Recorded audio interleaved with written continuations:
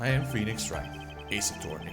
I'm in court trying to prove the defendant, Larry Butts, is not guilty of the murder of world-famous musician Beyonce.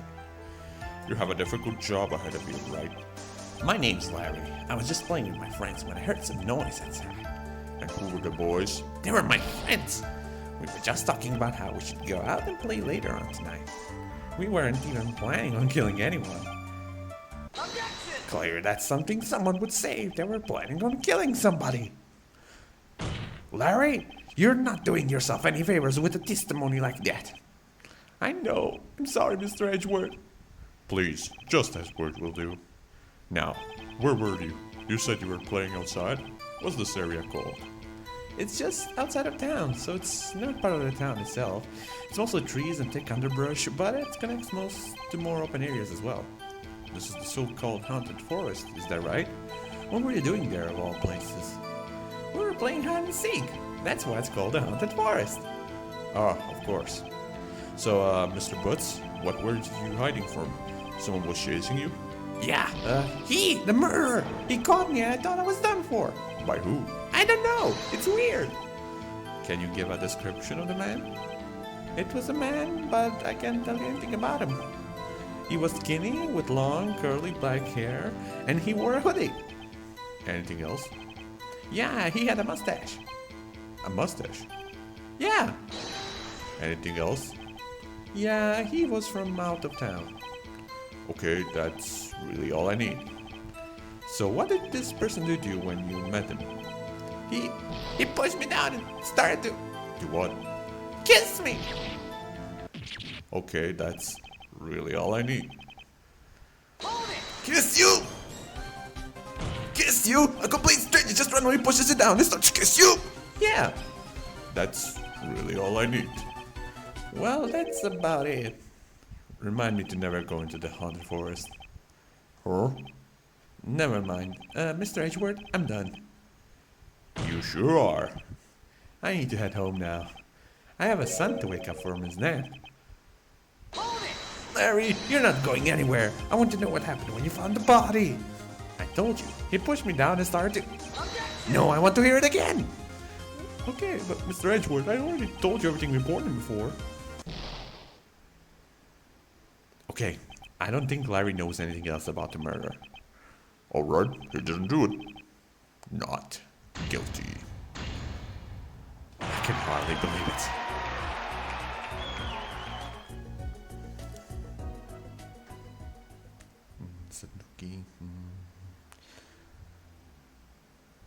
I'm Phoenix Wright, Ace Attorney. I'm in a court trying to prove the defendant, Larry Butts, is not guilty of the murder of the world's famous rodeo star, Calliope Gallup. Across the aisle is the prosecutor, Miles Edgeworth. You have a difficult job ahead of you, right? I'm sorry, but I can't say anything else at the time. The judge will be looking for any possible evidence that could help you in proving my innocence. Mr. His name is Larry Butts, Your Honor. Mr. Wright, I thought you said you needed a break after last time. Oh, right. Sorry, Your Honor. My associate needs some air, that's all. So, Mr. Butts, what shall your defense be? I don't know. I'm sorry. I can't think due to my ongoing migraine. Well, that's lucky for you then. You've been very fortunate as this all allowed you to avoid the death penalty. Yes, lucky me. Can we get Larry some ibuprofen and continue with the cross-examination, please? Mr. Butts, I'm going to ask you some questions and I want you to think very carefully before you answer. The life of your child is at stake. Fine. Did you kill Calliope Gallup? I don't know. Did you hire someone to kill her? I don't know. Can you answer no to any of my questions? Objection! He's badgering my witness! Objection! Your Honor, the witness is being uncooperative. I merely tried to establish a link between the witness and the offense. Overruled. You should have asked for yes or no answer instead of objecting, Mr. Edgeworth. Mr. Butts, can you answer no to any of the questions? I don't know. What do you know, Larry? I know that on the night of the day Calliope was murdered, I was in the home and went to sleep. Do you have anybody to back up your alibi? Mr. Boots, when you were caught red-handed attacking Miss Thomas, you managed to slip a what into her hand? Hold it! Wait, what? When did that happen? Perhaps the prosecution could refresh your memory, Your Honor. Would your defense care to take a look at the notebook, Your Honor? This is... Larry! Explain yourself! What is this? I found this somewhere in the room right after I exited the bathroom. But what is it? It looks like notes that my sister made when she followed me on my tail that day. It has the exact same number as the ones found in my cell. I don't know. What time did you leave the bathroom? It was sometimes before midnight. And when you left the bathroom, you found Kelly up dead on your bed? Yes. How did she die? She was strangled to death like my sister and Miss Thomas. Hold it! Why is her clothes on? I don't know. I swear I was asleep. I didn't kill her. Then who did? I don't know. I'm sorry. Was the window open? Was the front door unlocked by any chance? I think it was open at the window and the door was unlocked. Objection! You think?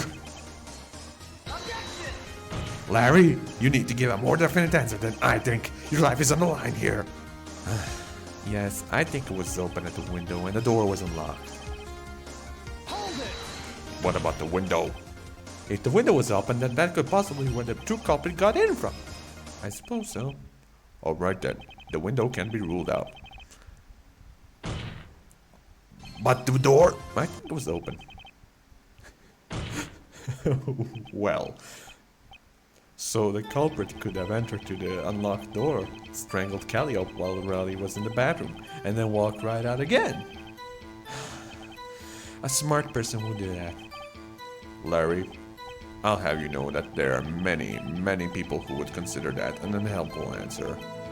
Was the door dusted for prints? No. Then you're at a loss of how to proceed with your defense. I know I didn't kill her. Hold it! Your Honor, the defense requests that the door be dusted for prints. It could turn this case completely around.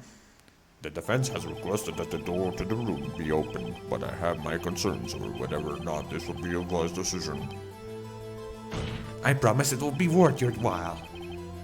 The door is dusted for fingerprints, and everybody waits for the results to come back.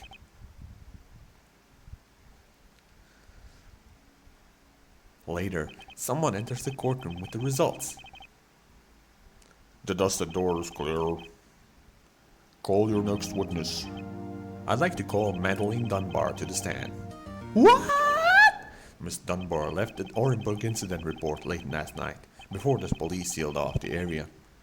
This is the first I'm hearing about the Orenburg incident. Can you give some more details about it? It all started when I was at the police station.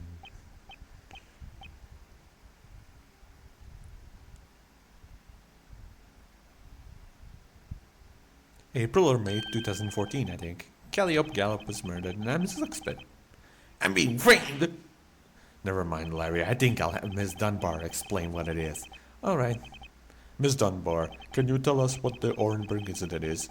Well, it's when a suspicious person, somebody who may or may not be connected to the crime, will enter the Orenburg Hotel. The same hotel where Calliope was murdered? Yeah. And you would be the one in charge of keeping an eye out for such situations, Miss Dunbar. Well, yes. I was. Larry, stop sighing! Let Miss Dunbar explain! Alright. I'd like to call the hotel's chief of security, Madeline Dunbar. I'm Madeline Dunbar, and I'm the security chief of the hotel. Did you find any weaknesses in the hotel's security? Well, I did have concerns about the doors. They're a bit all outdated, and none of them have alarms. What would you do if someone tried to break in? Well, the alarm would go off, and I would see it on the CCTV.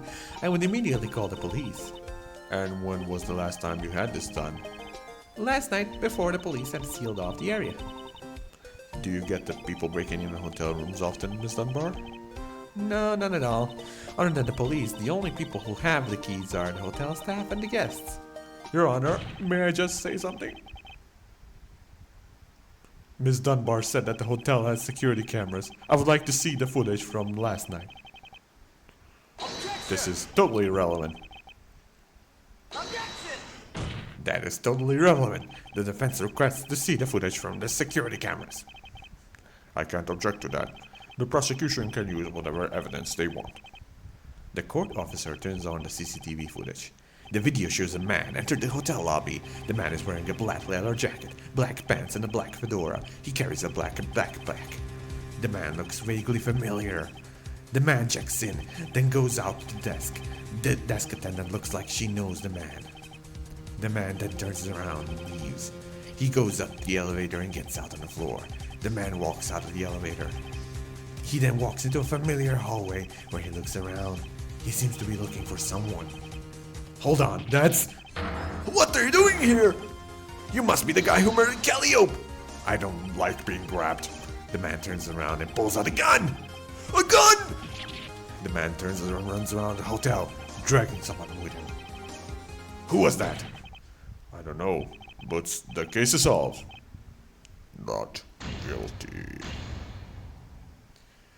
You're innocent, Larry. Congratulations. Huh? Oh, nah, thanks for defending me. Anyway, there's no way the police can find out if I loved someone in the past, right?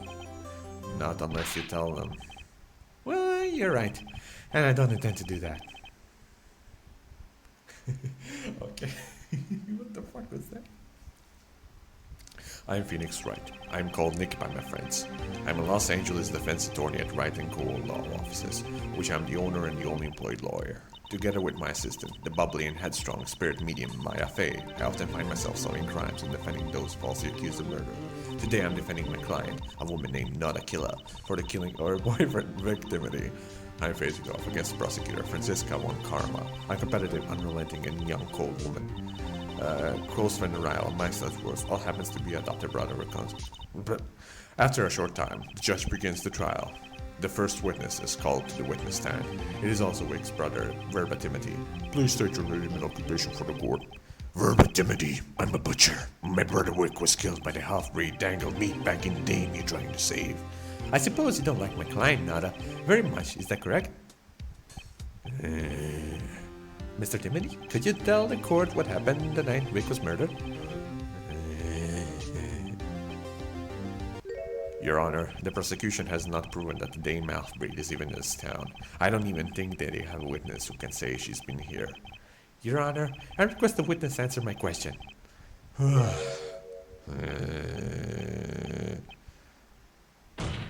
Your Honor, this witness clearly is not complying. I'd like to motion to strike his testimony from the records. Agreed. Bailiff, escort this man out of the building. I'll be back. Man, that guy was creepy. I called my second witness to the stand. State your name and occupation to the court, please. Firmoil, sheriff for the lovely town of Redland. I've been dangled if I'm missing the murder. Can you tell the court what happened to the night Vic was murdered? That night, when I arrived at Timothy residence, I noticed that the door was broken open and the window was also broken. Was the window broken from the inside or the outside? It was broken on from the inside. What color was the sky? It was nighttime, so dark you couldn't see anything. I see. Please continue. When I arrived inside the residence, I could smell the fumes from a still operating stove. I searched the house but didn't find anyone. I then noticed a trail of blood leading to the bedroom.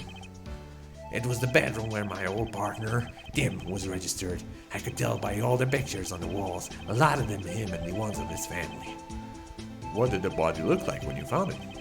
It was curled up in a fetal position, and when I shook his shoulder, he jumped about in a foot in the air. So Wick wasn't murdered at all? That's what I thought at first, but Tim kept on about how his brother was still in the house, so I checked and sure enough, there was he hiding behind a closet. What happened next? I grabbed him by the collar and started bawling like a little girl. I asked him what happened, and he pointed at his brother and said that the crazy man had murdered him. But it turns out he wasn't murdered, was he? That was I thought at first, but then a day later, I got a note in my mail and a ticket, and he picked me up inside. So Wick did die? Yeah, it said a mouse had eaten him. That's it? What kind of note was it? Just a piece of paper with a crude drawing of a mouse on it. I'd like to see this drawing. It's a picture of a mouse with a finger pointing to its mouth. Do we know who drew this picture? No idea. I didn't keep it. I think we should investigate who drew this picture. Perhaps it was the murderer. Thank you. No more questions, Your Honor. The prosecution has failed to prove their case and Dame Half-Breed, you're free to go. Not guilty. Congratulations, Nada. You're not guilty. I knew you'd do it. I did what? Nada did not do it. Yeah, she's probably still in the house. That dumb sheriff didn't search it. Well, you just assaulted someone inside a courtroom. Bailiff, take this man away. Get the lawyer. The crowd starts throwing garbage at me. Wait, what? No, not me. No. I can't see anything through this garbage. What's going on? What? Oh, it was a dream all along.